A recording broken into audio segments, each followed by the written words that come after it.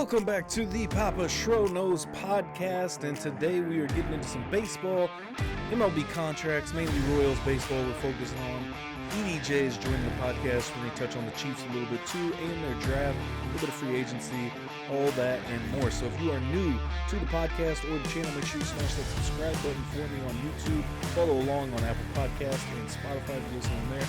5-star rating, greatly appreciated. If you're enjoying the content, just follow along, subscribe, as we are building a little bit of a community, talk some sports, football, you name it, a little bit of MMA. We didn't get into any MMA on this podcast, but I do plan on doing some MMA here very soon. After last night's fights, they were very good over the weekend, I thought, at least, in Des Moines. Got the return of Jeremy Stevens. So, plenty to talk about in the world of MMA, and especially with UFC 315 coming up, I believe. I'm always getting the numbers wrong nowadays. But Bilal Muhammad putting his title on the line for the first time. And as well as Valentina Shevchenko putting her title on the line for the first time since reclaiming her title. And so without further ado, let's get into this podcast with me and EDJ. All right, so I said at some point that we were going to talk about baseball on this podcast, and we're finally going to do it. Welcoming EDJ back to the show. Welcome back, sir. What's going on, man? Another day, another dollar, I guess, right? That's right, yeah. So right now, as we're recording, the Royals are currently up 8-5 in the top of the eighth, off the back of 5 home runs by the Royals today. How about that? I mean, the team that had 13 home runs and the Yankees had 14 home runs in the first inning, they now have 5 home runs in one game. The biggest problem for the Royals, obviously, is the offense this year. Their pitching is phenomenal. It's a top 10 ERA overall as a team. Today hasn't been as good. It's just kind of been a battle today. But, I mean, if they can figure out the offense, it's basically the same team as last year. You know, they had a great pitching staff, but their offense was lacking, or Bobby Witt, and that was it. So, if they can figure out a balance, Drew Waters has come up, and he's been fantastic. A great fielder as well, but also has the ability to have offense. Pasquantino just has to find his rhythm. Maikel Garcia, talk about a guy who struggled horrendously last year and looks like a completely different player this year. And is just doing a phenomenal job at the plate. I think he's hitting 310. He's hit 2 home runs today as a single as well. So, I mean, that's another guy that stepped up. The Royals just need a better outfielder. I mean, Hunter Renfroe is an older one, and 2 just doesn't really seem to cut it as much as he used to. Kyle Isbell is good, but he's just, it's not the offense we need.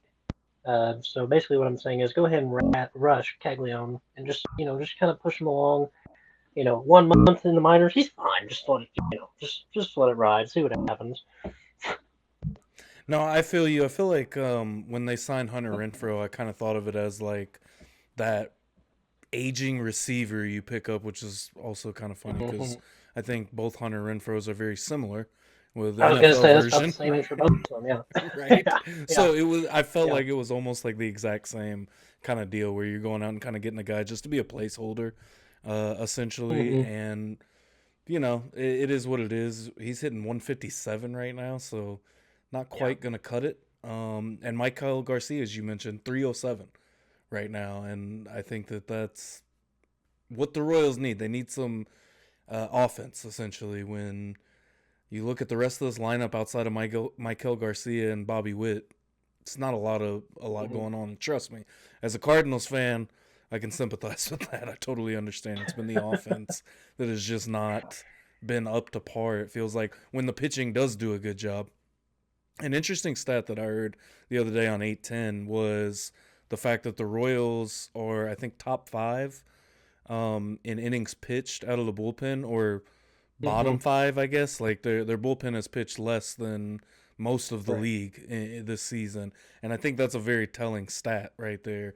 And because in today's game, I mean, we see so many bullpen games. We see so many, what's the meme of we're going to have a bullpen game. I saw the other day where a guy had just like a beer left over from a whole bunch of different brands that he had in his fridge and like, hey, we're going for a bullpen game. That is the greatest summarization of the what baseball has become in 2025, where it's like, okay, or especially if you have one bad day, it seems like pitch counts are closely followed nowadays, where it's like 30, 40 years ago, you get a guy on the regular throwing well over 100 pitches, and I mean, go back even further to a guy like Bob Gibson that's pitching every inning of every game, and he sees his disrespect to take you out of the game, and so I do think that we're at an interesting time, and that is a very big stat, I think, for the Royals, because down the road, when you get towards the end of the season,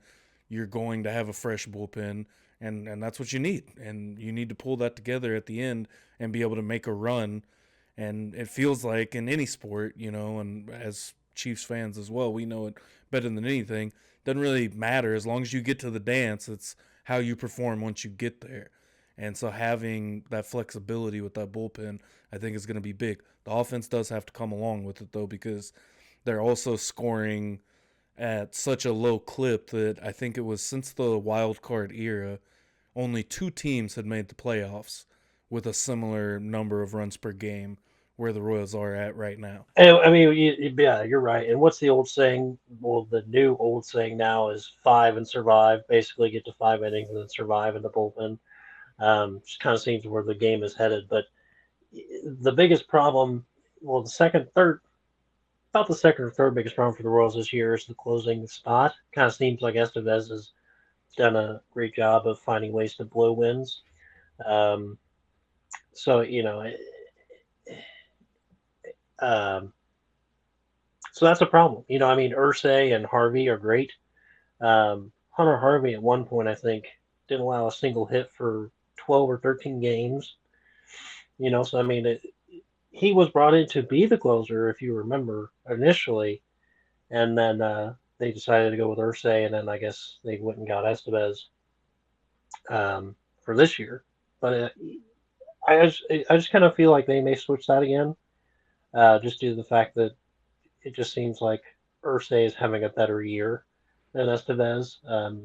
Estevez has a low ERA, but he's just not setting the edge when he's supposed to, and he's just letting teams stay in games, and Ursay just kind of seems to shut the door. So they do have some problems offensively. Obviously, is the biggest one, like we talked about, but hopefully this is the start of something. That they've only lost twice in the past 16 games now, I think.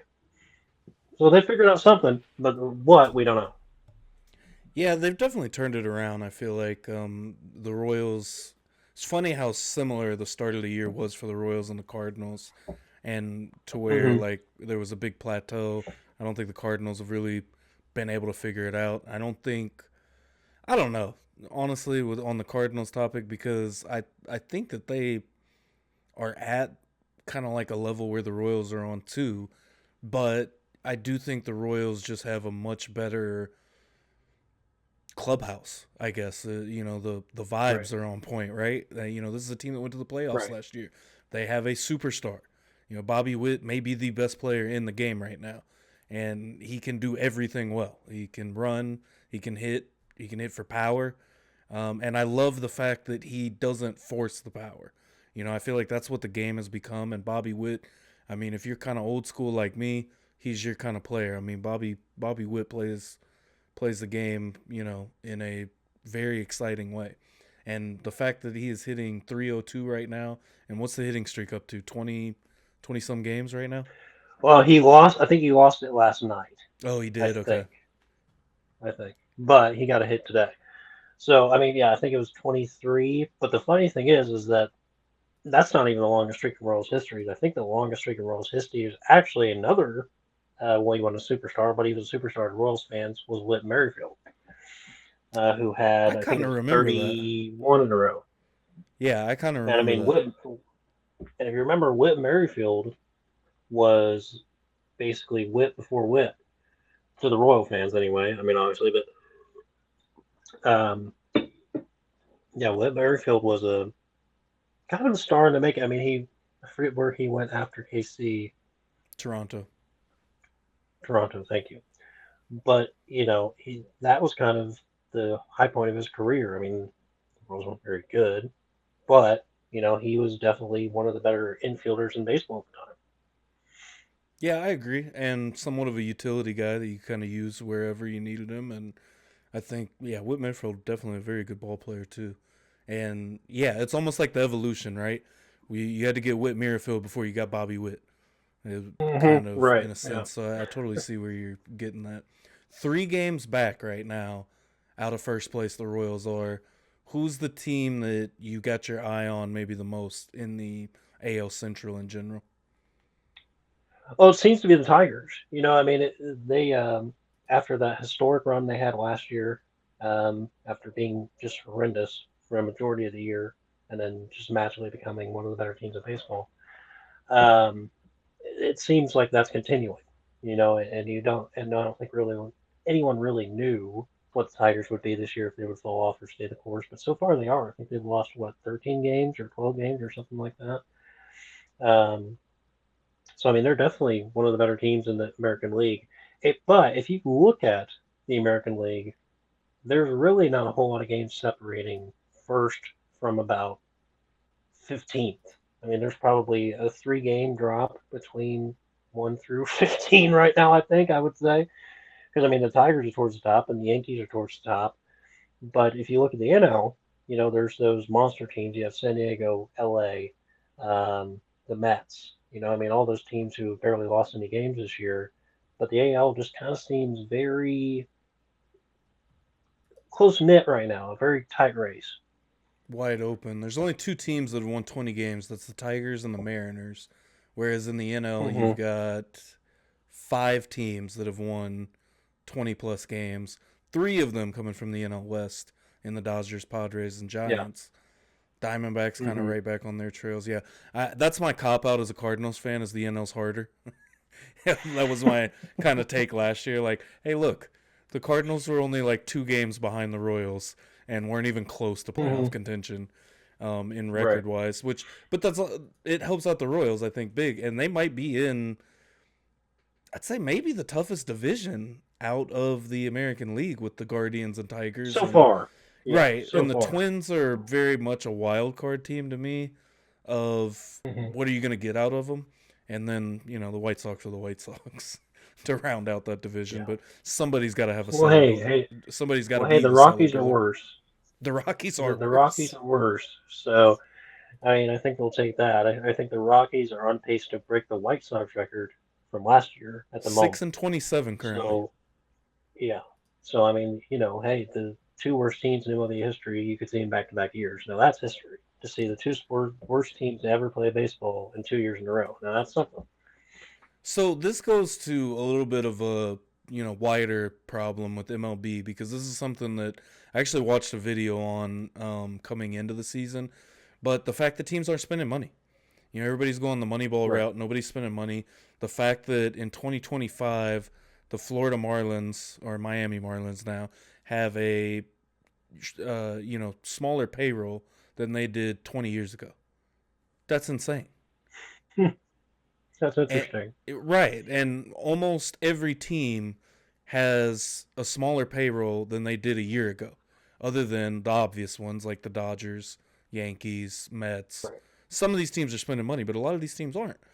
And I don't know kind of where you go from there, right? Because baseball is so weird in the fact that you got a guy like Juan Soto that just signed, what was it, $765 million deal or something like that, 735, somewhere in there. I think But that's then, right. Yeah. but then you got also some of these teams that are going out here and fielding a whole team of guys that are making like 100 to 500K Right. and on Yeah. arbitration. Like, what do you see an issue with that, or do you think that that's going to balloon into a bigger issue, or I guess just kind of what's your take on that? I I think we're kind of seeing a transition to a younger age of baseball. Um, because a lot of those older guys are towards the end of their careers.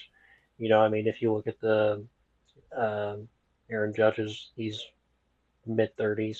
You look at the guys like Pete Alonso's, um, Andrew McCutcheon's still playing for some reason. It's crazy. You know, I mean, there's still a lot of guys out there who are from that, mid 2000s era where payrolls was everything. But I think now you're starting to see if teams don't have a superstar, they're not going to spend the money. They're just not going to do it. And it's not like the Dodgers are some big young team. The Dodgers are old, but they have a bunch of money. So and I think that's what you're seeing as well is that okay, you can win championships, with all these superstars, Tani and Betts and Freeman and all those guys, but in a couple of years your team's going to suck because they're all old. You got to pay them millions of dollars, and outside of Otani, but you're going to have to pay them eventually. You know, I think you're starting to see a transition. And that's not an excuse for the Rockies. I think the Rockies just are bad. I think the White Sox are just bad. But I think you're starting to see it. I mean, the Royals have never really been a big spender anyway, but they spent the most money they ever spent last year, in a long time. And they tried to spend, I think they ended up being towards the middle of the pack, a little below average for spending this year. But, I mean, that's more spending than they did with the Glass family in 15 years. That's a So I fact. think you're kind of seeing, yeah, so I think you're kind of seeing a kind of a new guard of all these young players who have a lot of talent, but no one wants to pay them anything because they're not stars yet. And maybe that's what we're starting to see as well. We'll wait and see what they become because Bobby didn't really get his big contract until his third year.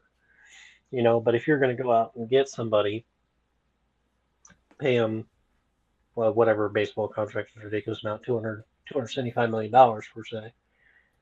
They got to have the power to it. I just don't think there's a lot of guys out there right now.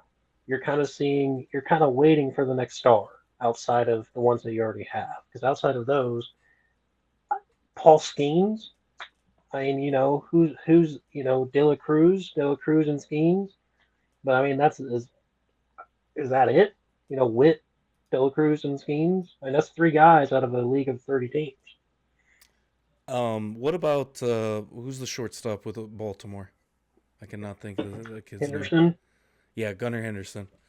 I think part of that I, group. Paul Skeens will be very interesting to see what he's going to get paid because I think that pitching has always commanded a lot of money, and right. for obvious reasons, right? And especially in this day and age where it feels like it's hard to find a good pitcher. But what is Paul Skeens worth? I think that's an interesting topic because do you want to spend all that money on this guy that's young? What if he fizzles out in a year or two? And I mean, that hasn't stopped teams in the past. But at the same time, I think you're onto something. I think you're right. We are kind of seeing a transition of, okay, we're not paying necessarily the top dollar or even I feel like the Royals took a, page out of the Chiefs playbook, whereas, the Chiefs were Mhm. kind of on the forefront of that of, okay, let's get our quarterback paid.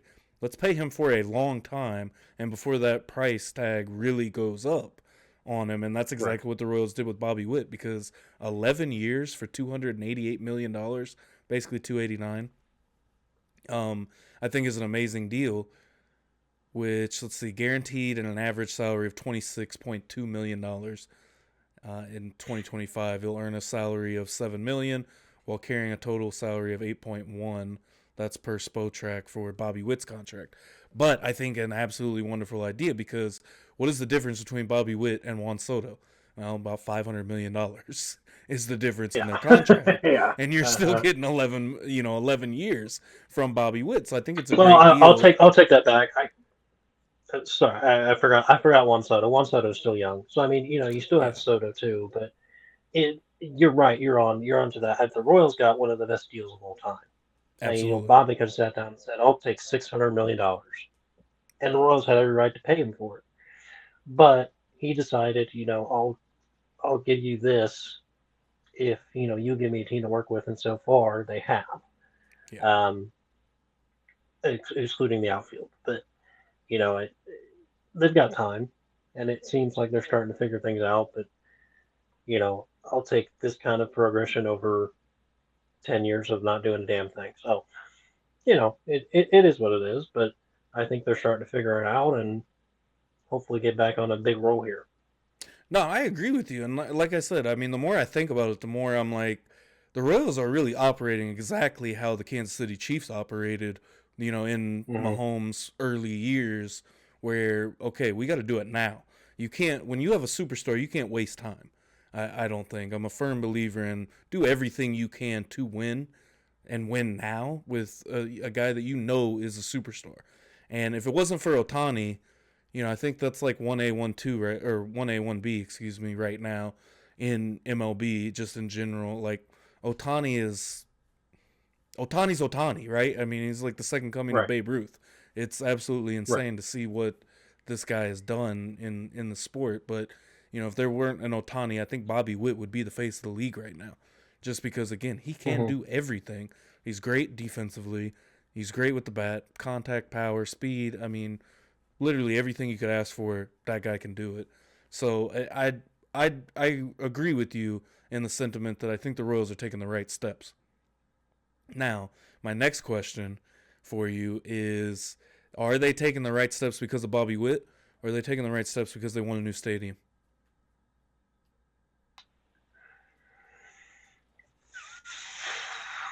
It's a loaded question.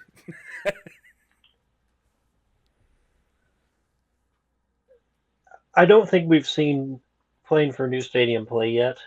Um, I think that's still a couple of years away.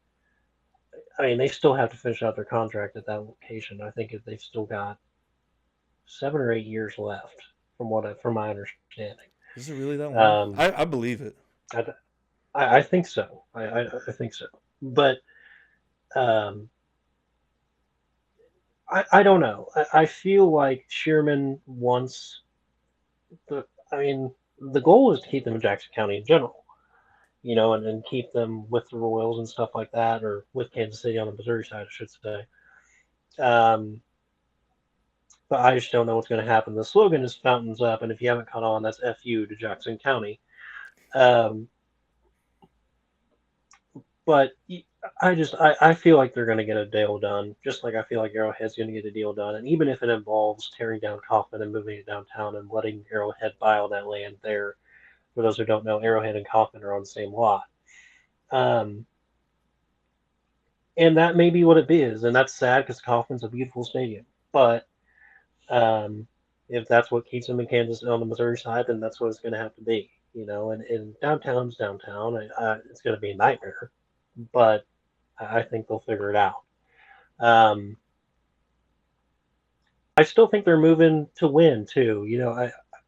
I don't foresee them doing, because it's not like I. But the plus side is the Royals don't have, outside of Bobby, like I said earlier, they don't have a superstar. Salvador Perez is 34, 35. They're not going to give him another $200 million. I mean, once Salvi's contract is up, they'll probably kind of make him retire in a way, you would think. Um, so the Royals are in a good spot. They don't have to pay anybody else outside of Caglione in maybe 10 years. If he ends up being, or not 10 years, 5 years, or whatever. But I think the Royals are in a good spot. I don't think they're paying or playing to win or playing for a new stadium, but I think they have the right rhythm. So it kind of both. Kind of both. We'll put it that way. I think that's a good answer because I do kind of agree with you. I don't think that they're necessarily playing for a new stadium. I think that they are playing to win. I think they have the superstar in Bobby Witt, and they are, doing everything to push this team to be a winner while he's here. And honestly, my personal take on all of it is I don't even think the Royals necessarily want to move. I think the Chiefs want them out. No, I I think don't. from the beginning it's Mm-hmm. been all, and it was something that I was talking to Ray about one day where I was like, even just like look at the press conferences or anything that they do. Who's the last person to speak? Who's the tag along? It's always Sherman. He's the tag along.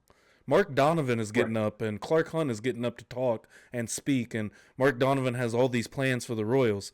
I don't think the Royals really care about, or not that they don't care, but I think they're like, we have a nice, beautiful stadium here, like right next to our football Right. stadium. What do we, Right. I do think Sherman to a point wants the downtown ballpark because that's a moneymaker, Mhm. and the way that the landscape of Major League Baseball has moved. Because I will say, If they could get the infrastructure in Kansas City to have a downtown ballpark, I am all for a downtown ballpark. I was against it at Yeah, first, years ago, because I feel like this has been a discussion for quite some time now that just kind of keeps heating up every little bit. But after going to Wrigley, after going to Yankee Stadium, after going to all of these stadiums that are, in very heavily crowded areas already, if you have the infrastructure to do it, it's going to be a nightmare either way. But is it not a nightmare getting out of Arrowhead? Is it maybe it's not as much of a yeah. nightmare getting out of a, Royals game with, what 20,000 or 20 30,000, how much ever that holds. And, I'm sure it's still kind of a night 37-9, I believe. okay. So almost 40,000 people. I think Right. if the ballpark's packed any given night, it's going to be a nightmare either way. You got 40,000 people trying Hmm. to get out of one, you know, area. It's going to be tough. And just like it is for, a Chiefs game or, whatever. So adding downtown into that mix, I mean, we're complaining about what we're going to complain about anyways. It doesn't matter where you put the Right. stadium. If you got a big crowd, it's going to be hard to get in and out. So I do think that it comes down to infrastructure and being able to, one of the coolest things in Chicago was I think it's the Red Line on the L train that runs back and forth, and you can go to Wrigley and you can go to Comiskey or whatever the hell they call the White Sox Stadium now. But I think Yeah. Guaranteed Rate Field is what it is, anyways. But Guaranteed rate. There you go. yeah, Yeah. you can go to either field on that line. Well, it also takes you all the way up north, and there's like parking. So what people are doing is they're getting on the train, they're parking at a certain spot, getting on the train and coming down, which is brilliant. Now, that's not to also act like we weren't packed in there like sardines getting out of Wrigley Field after a sold out game. I went to one of Albert Pujols' last games at Wrigley Field, and it's going to be, like you said, it's a nightmare. It's going to be a nightmare either way. It doesn't matter. But if you have some type of infrastructure, obviously downtown is separated by a river. Now we're getting into geography stuff for anyone that doesn't live in Kansas City or know Right. Kansas City Yeah. like that. Hmm. You got to go across the river to get back up north if you're going north. If you're going to Kansas or whatever, like it's a very tight area right downtown if you get a ballpark down Right. there. But if you create these things to get people to where they're going before and after games, why not? And then have your own, like going to St. Louis and having Ballpark Village right there, where the street by the stadium's closed off. There's a bar. I actually sat at a game last season on a building across the street from the stadium. There's seats up there, kind of similar to Wrigley Field. Very cool experience. A little far away from, actually seeing the game, but Right. it was a cool experience. They had like a whole buffet set up. I don't know. There's just so many things you can do with that. And I know a lot of people want to say, well, it's just so Sherman can profit. It is at the end of the day. Like if we're being real, yes. I mean, billionaires want to make more money. Like we see this on and on again. But at the same time, it creates a great fan experience. I think personally. Hmm. Yeah, it does. I mean, and you kind of talked about Ballpark Village in St. Louis and just kind of all that different stuff that they have down there. Um, it doesn't get more downtown than, Busch Stadium. You're literally right there in front of everything. So I, if they do it, I've heard a lot of different rumors that North Kansas City might take it. I mean, it does have a lot of land over there. So that would be, more spacious and not necessarily downtown, but you still have the sky drop closer of downtown, basically. Um, I've heard that's the biggest rumor outside of, where this Star newspaper building used to be. I don't know if they're still considering that anymore or not. But that was the main focal point of that initially when they said, here it is right by T-Mobile Center and all that. So, who knows? But I'll always love Kauffman.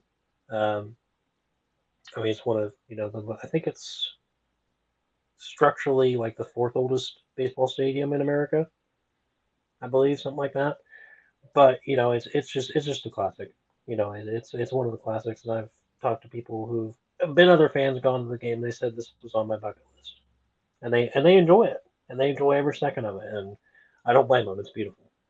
Yeah, I agree with you. I think Kaufman is a beautiful park, and that's kind of crazy thinking about that. And that just goes to show how many new stadiums have popped up in like the last, 5 to 10 seasons. I feel like because structurally the fourth oldest park. Just my brain can't comprehend that. If that's and I'm sure Hmm. it's somewhere up there. Thinking about it, because I mean, what 1969 I think is when Kauffman was built, somewhere in the Right. 60s or Yeah. late 60s. So yeah, I mean, outside of Boston, I mean, hell, even New York has a new stadium. Both New York teams. Right. That's crazy to think. But yeah, I could totally see it. But at the same time, it's still one of the prettiest ballparks in the entire league. And when you see Kauffman, you see the fountains, you know exactly where you're at. Yeah. That too. And it's like I said, Kauffman and Arrowhead are just classics. I mean, that's being a homer, but they are. I mean, they're just classic stadiums. They're built well. Makes you feel like you're on top of the game. No matter what stadium you're at. Um, just great places to enjoy games. I will say for Arrowhead, I don't know of any other stadium that had another team model their stadium after theirs in the New York Giants and Right. Jets. They Right. What was before MetLife? What was that park called? Whatever that stadium was called. I can't remember, It was directly modeled but after Arrowhead Stadium, the Meadowlands. hmm hmm But hmm so I do agree. I think you have two great stadiums right there next to each other, and we're homers, but I guess let us know in the comments below what you think and who has the best stadiums in the country. So, with that being said, I mean, with the Royals, do you still feel like this is a playoff team in 2025? I think they can. And if you look at their opening schedule, it was brutal. They had seven straight playoff teams from a year ago, or the Twins weren't. Well, I guess six. Six out of the first seven opponents were playoff teams. And all of them were on the road. I mean, that's a tough schedule to, because as you know, you've been a baseball fan your whole life and then some, but baseball's all about a game of switches and momentums and drags. And, if you're coming out in April, March and April, and you're playing playoff teams in the first month and a half of the season, you're probably going to get stomped. Unless if you're just the best team in the baseball, you're probably going to lose a lot of games. And they didn't really. I mean, they went 500 in it. So, and I think a lot of people are like, who's their 500? I was like, well, yeah, they're 500 against six playoff teams. I'll take that every day of the week. Yeah. So I think that was part of it too, is that people were so focused on, well, they're just not above 500. Well, they're not that much below 500 either. I mean, it was a tough schedule, but I think they're now. I think they play the Orioles, who are below 500. Well, that series ends today. Then they play the White Sox, and then they play the Red Sox. So I mean, hopefully the White Sox aren't a problem, but it just kind of seems to go that way. I haven't checked on the final score of the game today. I was watching it, but do you have that update? We are at Hopefully 11 to it's over. 6 in the bottom of the ninth Royals. Oh, that is Whew. final score. Okay. 11 to 6 Royals beat the Yeah. Orioles today in Baltimore. Someone texted me and yeah, someone texted me and said they hit another home run. So they had seven home runs today. That's insane. Good for them. Come from a team who just doesn't. That's just not what they do. So I mean, maybe they figure something out. I was interested when Ned Yost came back and they hired him as a, oh, whatever you want to call it, An I'm advisor. blanking on the word, advocate, a wise man, if you will. Um, but I always thought that was interesting because I mean, Ned Yost is a huge contributor to the Royals Foundation and the Royals fan base, and basically how they've tried to model the teams since him hasn't really worked. But it seems like Matt Conchero, the first year they were just awful. I think they lost 110 games, 12 games, something like that. And come back for some reason not win AL AL Manager of the Year. I still haven't figured that one out. I mean, you go from losing 110 games to winning 86 because they didn't win the Central. I don't know. I didn't understand that. Um, you know, I, I think he's a great manager. I mean, he's taken a team who sucked, and 2 years in a row now, he's turned them into a playoff team and a potential playoff team. And really with minimal, I know you said they spent a lot of money, or, a lot of money for the Royals the last couple of years, but Mm-hmm. I feel like it's kind of minimal at the same time where, they went out and it's almost like they're playing money ball how you're supposed to play money ball, right? They're getting the right guys in Right. the right places, not spending a ton of money, but spending enough money to become competitors. And I agree with you because turning that team around, that's not just signing a couple of guys. That's the coaching staff and the team changing the culture essentially. And you saw it. You saw it last year. And even with, I had Bryce on a few times last year talking about Royals baseball. And I asked him a couple months into the season if they would make the playoffs, and he said this team will be playing October baseball, and they sure were. And even you going back to them going 500 through all those playoff teams at the beginning of the season, this is a team that's on the rise. I think 500 is a beautiful place to be, when you're early in the Mm-hmm. season, because you're just giving yourself. Baseball is a lot of, just like you said, momentum and stuff. As long as you're still giving yourself a chance, as long as you're still in contention, around that area month by month. It's like you start heating up around the dog days of August and September, obviously, or the focal point of the season when you're getting down to the end. But you got to give yourself a chance, to be in that spot in August and September and, even July maybe, where you're still there. You're still only, maybe 5 games out of the division or a wild card spot to then go make a run at it. Because how many seasons do we get seen made? I mean, as a Cardinals fan, I've seen it happen twice with the Cardinals. That was a team in 2006 that wasn't even supposed to make the playoffs. And they came back, Right. and not only did they make the playoffs, they won the World Series. They did the same thing in Mm-hmm. 2011. And I mean, even the World Series, look at how that went in 2011, where they came back from this insane deficit in Game 6.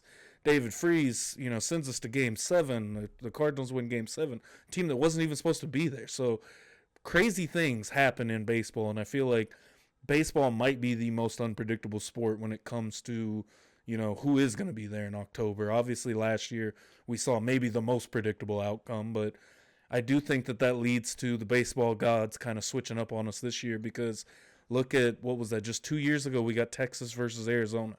Who saw that coming? Right. Right. Yeah. I mean, and someone was talking to me about that the other day. And I said, well, the biggest money teams always make the World Series, blah blah blah. I said, I can't recall a big money World Series in the past 10 years since last year. Yeah, I agree. You know what I mean? I just Yankees Dodgers. That hasn't happened in 10, 15 years. I think we're seeing teams. I mean, look at the Nationals won the World Series.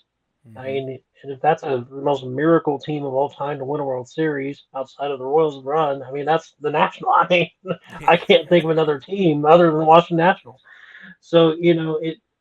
I think baseball has taken a turn to where, yes, there are teams that spend a lot of money and they are good teams, but the way the playoffs are formatted now is that you don't necessarily see those teams getting that far because they run into teams that are hot and maybe not as good, but don't have that nerve of, oh man, I hope the $500 million we spent pays off.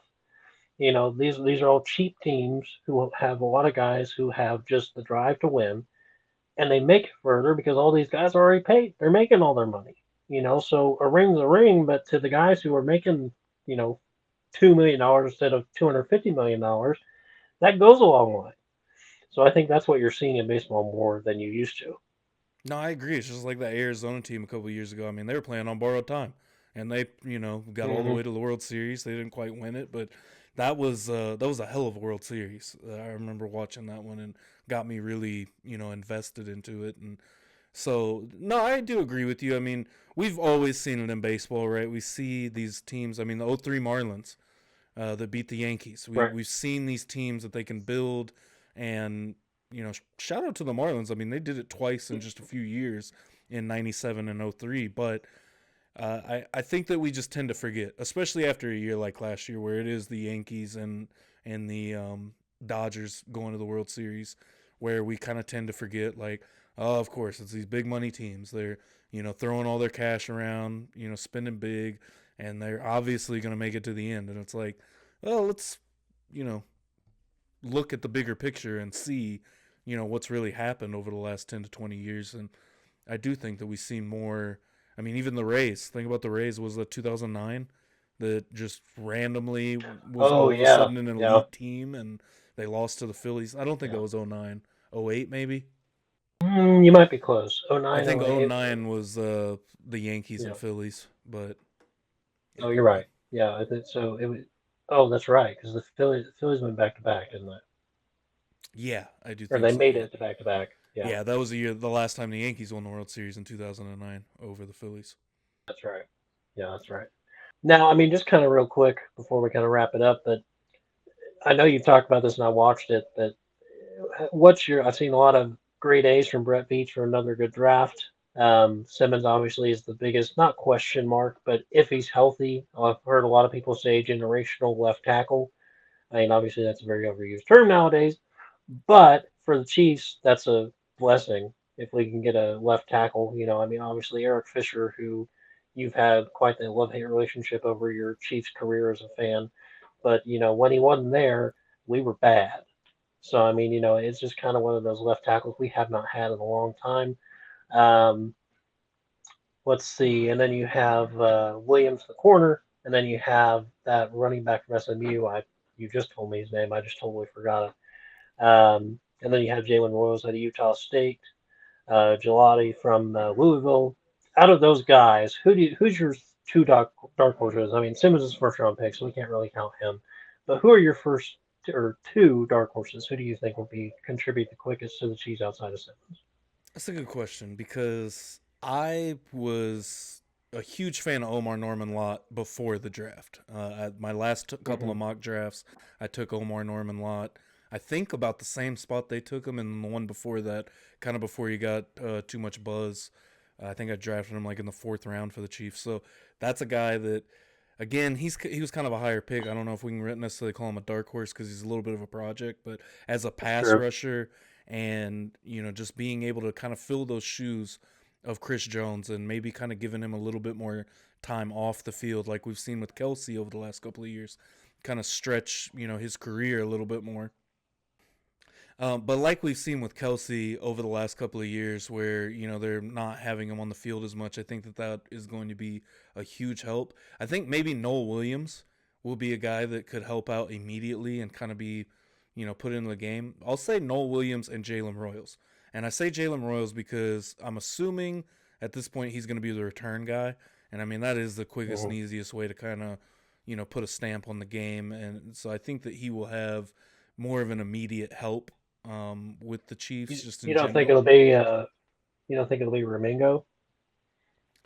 We'll see, and that's something that I mentioned on the last podcast with Right. Remigio, where does that leave him and where does he fit into things now? I don't know if maybe the Chiefs just don't believe in him as much as kind of the fan base does, or what exactly is stopping them from kind of pushing him forward. But to have another guy at least, because you lose McCole Hardman to free agency, I think just having another guy. We saw what happened with Sky Moore when they took a guy and they were like, okay, we'll just throw him on return duty. That guy didn't return kicks in college or high school, and we saw how that turned out. So this is them learning from their mistakes a little bit, and I do appreciate that. I will say I gave them a B plus, the Chiefs for this draft. I feel like it was a very solid draft, very good draft, Right. but nothing special, right? Josh Simmons, TBD, to be determined on what we will see out of him.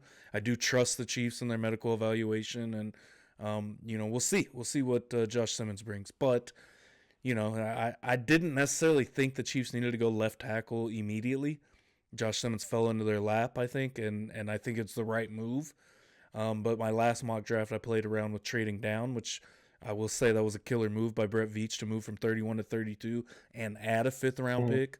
They move up 10 spots to make sure that they get, I think it was the Noel Williams pick that they moved up for. Right. And I also do really like that because I think we all know we have a little bit of a problem in Kansas City with getting turnovers. Our corners do not Yeah. intercept passes. Now, I don't want to put no like flack on the DBs in Kansas City right now because I think everybody is pretty solid and they're focused on playing coverage, not catching the ball.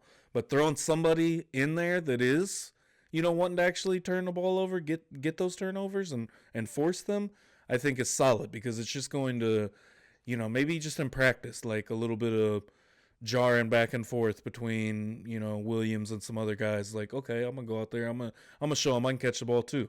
That's what you need. Breed that environment. So I'll say Noel Williams and Jalen Royals are my two kind of dark horses. But what about you? What did you kind of grade this draft? And same question to you: who do you think is going to be able to produce for the Chiefs soon and have the biggest impact early on? It kind of felt like Brett Veach was doing one of his very safe, girlfriend drafts. You date the girl who, you can shake your mom's hand and impresses your family at dinner. I feel like it's just one of those drafts from Brett Veach again. He knew what he needed, um, and he didn't want to take very many risks early. There was a lot of rumors that he was going to trade up early, get although Simmons, I think, would have been the first tackle taken if he was considered healthy fully. I agree. Um, but people just were unsure. So I think he looked at it as okay, I really don't think people are going to take Simmons just because they're nervous about that. So if we can get, quote unquote, the best tackle in the draft outside of the tackle from Missouri, which was awesome, um, I think we're going to be fine. And that trade with the Eagles I thought was weird, but at the end of the day, you're right. You get a fifth round pick out of it, and the Eagles take a linebacker that we didn't want, or I don't know what Rosen was thinking there. I mean, or Rosen or whatever his name is. We're not going to take a linebacker at the first round pick. You're going to get him, but maybe that was Brett saying, we don't think you're going to take a tackle here. I think the question to Howie was, are you going to go offense or defense? He said defense, and Brett said, okay, cool, here. So I think that was just Brett like, well, if they're not going to take offense, we'll give them a pick and we'll get our fifth round pick extra and use it later. So I mean, Brett Veach is very meticulous in how he does drafts. I've noticed that over the years. I mean, obviously not every single one is a winner, but that's every GM. But he has gotten a lot better at it. It seems like his biggest strength so far has been offensive line drafts. I mean, Creed Humphrey, Trey Smith.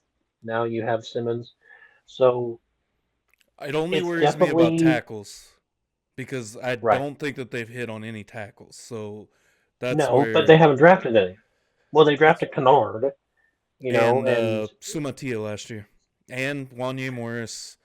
I think rotational guys is what you've got out of that, and I don't hate right, it, but at but the same time, it is also hard. I'll say to draft a left tackle at the bottom of the yes, it draft. is. But I'm not off of Kingsley yet. I still I'm not feel either. like he has a potential to be good. I watched him in the Ravens game, and he was dominant.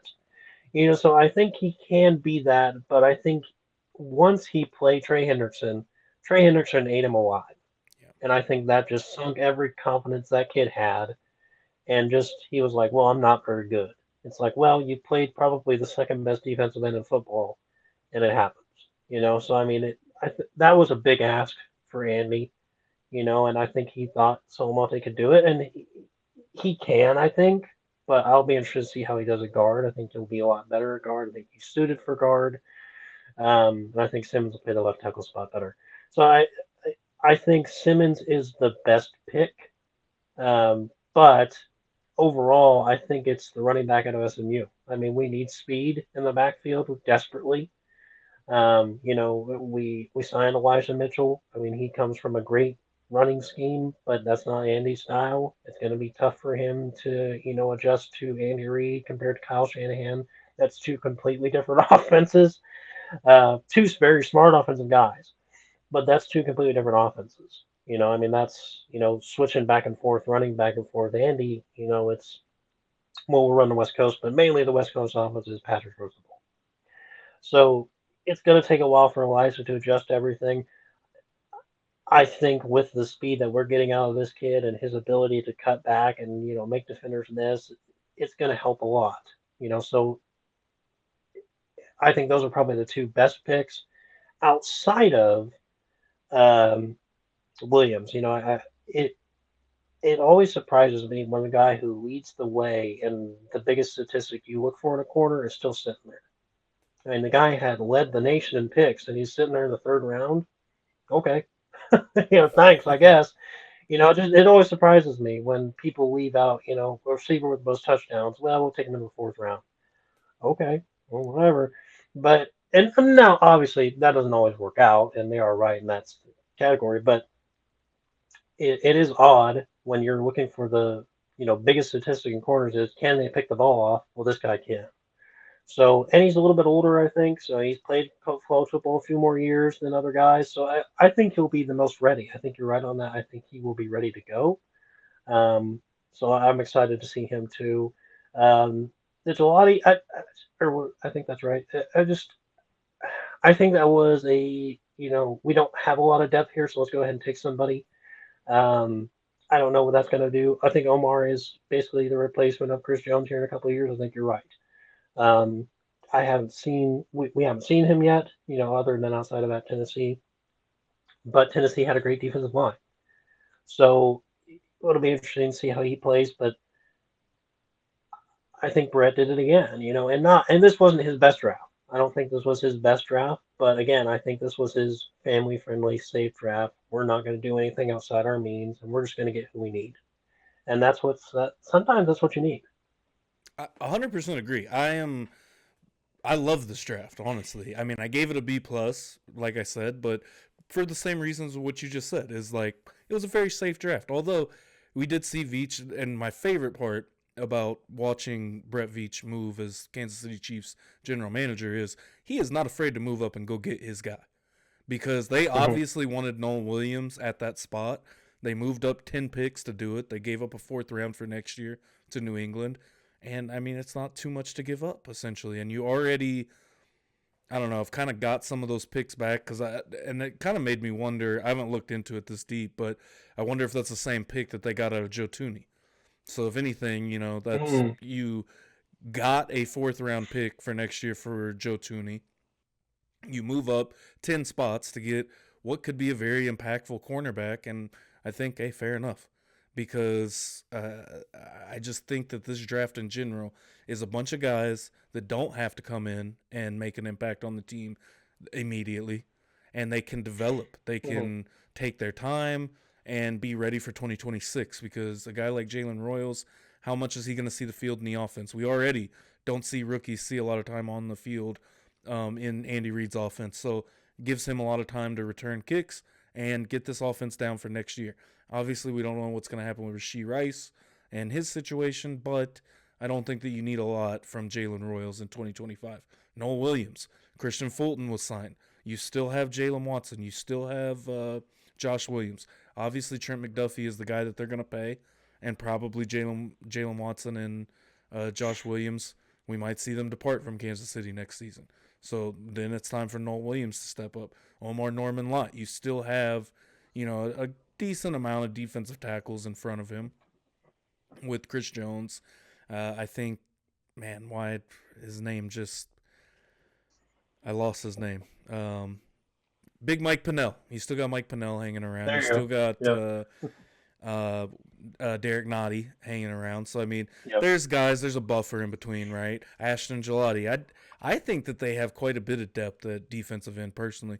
And Charles Omenihu, who can play every position on the defensive line. He was a defensive tackle when he came into the league, moved to the edge. And so you just have a lot for Spags to play around with. And the more ammo you give Spags, I am all for it, because Spags is a crazy man when it comes to defense and what he may or may not do. The fact that I feel like on the regular see a D tackle drop into coverage is insanity, but it works somehow. I think that signing Jalen Moore, you have 2 more years of Jawan Taylor. I know that we talked about it the night that they picked him, and the night that they picked Josh Simmons, I was not like over the hill thrilled about. I thought, okay, it's a safe move. It's the correct move, but I don't know if it's the move I necessarily wanted to see. But at the same time, again, you got Josh Simmons. He can work behind Jalen Moore. He can work behind Jawan Taylor. He does not have to start immediately coming into 2025. He's got time to develop. And I think that's the case with all of these. The running back room, like you talked about. Elijah Mitchell came in. You've got Kareem Hunt back. You've also got Isaiah Pacheco. I am personally very worried about Isaiah Pacheco. He did not look the same at the end of the season last year. Maybe he is recovered and looks better in 2025, but again, you've got a year of buffer, I think, for all of these picks before they actually have to produce. So I think they hit it out of the park. And getting linebacker depth is something I kind of preached through all my mock drafts. I felt like the Chiefs needed one more linebacker because outside of Tranquil, Bolton, and Leo Chanel, who's there? Right. Yeah. And I think my phone is literally about to die, but I will wrap it up with a bang. Yeah, the biggest problem for the Chiefs is tight end coverage. Their linebacker was terrible guarding the tight end all year. We talked about that multiple times. They drafted a linebacker. Um, the Chiefs need secondary help. That was their biggest problem. I think they addressed that for agency and draft, and I think they'll be fine. Other than that, Chiefs AFC Championship game. They beat the Bills again. Big shocker, big surprise. I'm going to take that again. I'm going to take that bet. Put it in Vegas. Put it in the bank. Papa Schroeder. It's been an honor, brother. And we'll do it again. All right, I appreciate you, man. Thanks for coming on the pod. Thanks, brother. Really appreciate EDJ stopping by the podcast. I definitely enjoyed talking baseball with him. Not my go-to anymore, right? I feel like I got my finger on the pulse of baseball, but when it comes down to the nitty-gritty details, appreciate EDJ coming on and talking some Royals baseball with me, especially being a dejected Cardinals fan. You know how that goes. Over the last few years or so, surviving the John Mozeliak, Ollie Marmol era for the Cardinals, but great to have EDJ on. Really appreciate that. Make sure you hit that subscribe button for me. If you enjoyed the content, make sure you leave a like. If you're listening over on Apple Podcast or Spotify, 5-star rating if you enjoyed. Really appreciate it. It's free. Helps me out a ton. And as well as follow along so you stay updated when I do drop a podcast, which I feel like lately it's kind of been sporadic a little bit, trying to get back to the weekly format on Mondays that I had going during the football season, but I feel like not as much to talk about at some points with the football season. Kind of in the lull time now here between the draft and OTAs and camp and all that good stuff, but has been an exciting month of April for football in general with baseball going. And like I said, plan to start talking some MMA more as well and getting to that. I feel like kind of exciting time in mixed martial arts right now. Just to see where everything's going. It's kind of like a transitioning of the old guard to a new guard once again, like we see, in every sport and plenty of times. So with that being said, again, appreciate if you watch to the end, and until the next episode, Papa Schro.